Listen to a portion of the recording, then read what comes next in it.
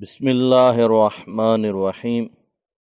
شب جمعہ کے حوالے سے یہ دعا ہے اور کچھ فرامین عرض کر رہا ہوں، اور مفاتیح الجنان میں لکھا ہے یہ دعا شب جمعہ، شب عرفہ اور روز عرفہ میں پڑھنا مستحب ہے۔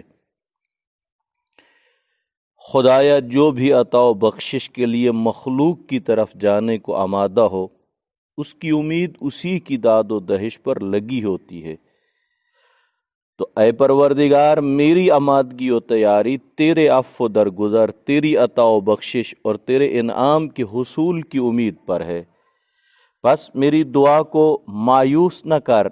اے وہ ذات جس سے کوئی سائل نا امید نہیں ہوتا، نہ عطا میں کمی آتی ہے، تو میں نے جو عمل صالح کیا اس کے بھروسے پر تیری جناب میں نہیں آیا، نہ مخلوق کی دین کی امید رکھتا ہوں۔ میں تو اپنی برائیوں کا اقرار کرتے ہوئے تیری بارگاہ میں حاضر ہوا ہوں، اور کوئی حجت اور عذر نہیں رکھتا ہوں۔ میں تیرے حضور تیرے عظیم عفو کی امید لے کر آیا ہوں، جس سے تو خطاکاروں کو معاف فرماتا ہے کہ ان کے گناہوں کا تسلسل تجھے ان پر رحمت کرنے سے باز نہیں رکھ سکتا۔ تو اے وہ ذات جس کی رحمت عام اور عفو و بخشش عظیم ہے، یا عظیمو یا عظیمو یا عظیم، تیرا غضب تیرے ہی حلم سے پلٹ سکتا ہے، اور تیری ناراضگی تیرے حضور نالہ و فریاد سے دور ہو سکتی ہے۔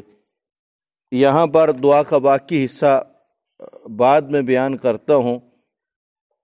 خدا کی بارگاہ میں جو نالہ و فریاد ہے اس کی قدر و قیمت روایات کے اندر جو ہے، یہ حدیث سرکار دو عالم صلی اللہ علیہ وآلہ وسلم سے آپ نے فرمایا، جس کی آنکھیں خوف خدا میں گریاں ہو جائیں، اس کے ہر قطرے کے عوض جنت میں ایک ایسا محل موتیوں جواہر سے مزین ملتا ہے کہ نہ کسی آنکھ نے دیکھا ہوگا، نہ کسی کان نے سنا ہوگا، اور نہ کسی بشر کے دل میں اس کا تصور پیدا ہوا ہوگا۔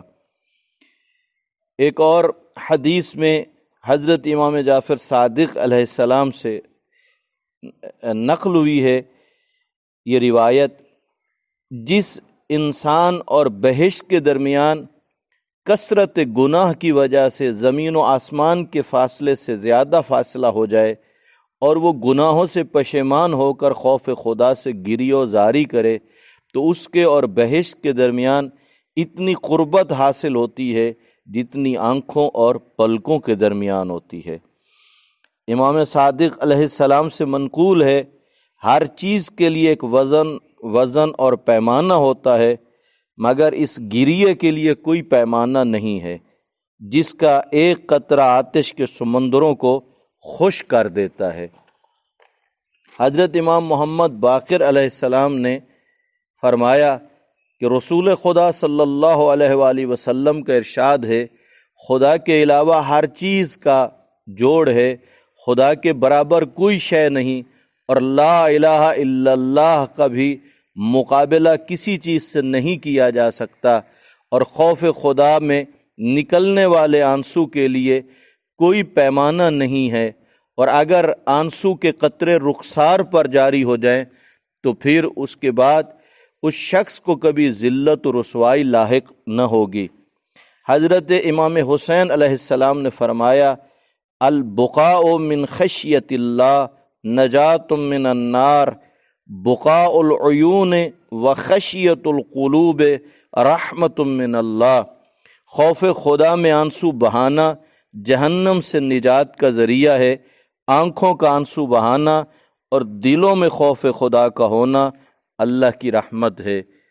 دعا کا بقیہ حصہ، تو اے میرے خدا مجھے اپنی اس قدرت سے کشائش عطا کر جس سے تو اجڑے شہروں کو آباد کرتا ہے، مجھے غمگینی میں ہلاک نہ کر، یہاں تک کہ تو میری دعا کی قبولیت سے مجھے آگاہ نہ فرمائے، مجھے میرے دم آخر تک صحت و عافیت سے رکھ، اور میرے دشمن کو میری بری حالت پر خوش نہ ہونے دے، اسے مجھ پر تسلط اور اختیار نہ دے۔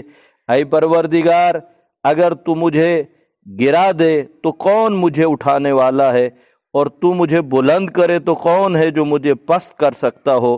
اگر تو مجھے ہلاک کرے تو کون تیرے بندے سے متعلق تجھے کچھ کہہ سکتا ہے یا اس کے بارے میں سوال کر سکتا ہے۔